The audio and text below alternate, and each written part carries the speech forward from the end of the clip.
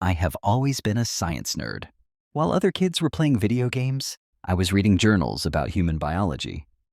But my 7th grade life science teacher, Mrs. Gable, absolutely hated being corrected.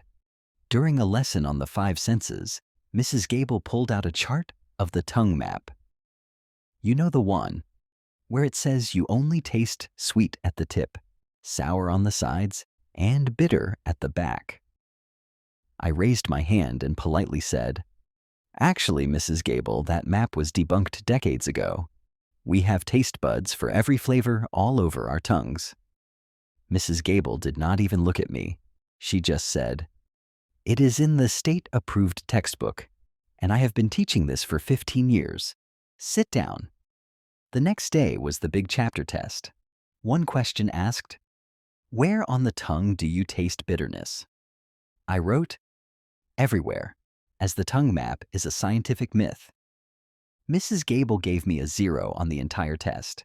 She told me I was disruptive to the learning environment and gave me a week of detention. She even called my mother and told her I was delusional. My mother did not get mad at me. She got mad at Mrs. Gable. See, my mother is a professor of biology at the local university.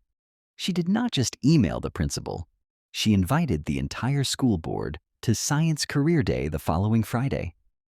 When it was my mother's turn to speak, she brought a tray of lemon slices, dark chocolate, and sugar water. She had the students perform a live experiment. She asked them to put a drop of sugar water on the bitter section of their tongues. The whole class shouted, "It tastes sweet!" Mrs. Gable was standing in the back, turning purple. My mother then presented a peer-reviewed research paper proving the map was a translation error from a German paper written in 1901. The principal was so embarrassed that he cleared my record and ordered new science supplements for the entire grade.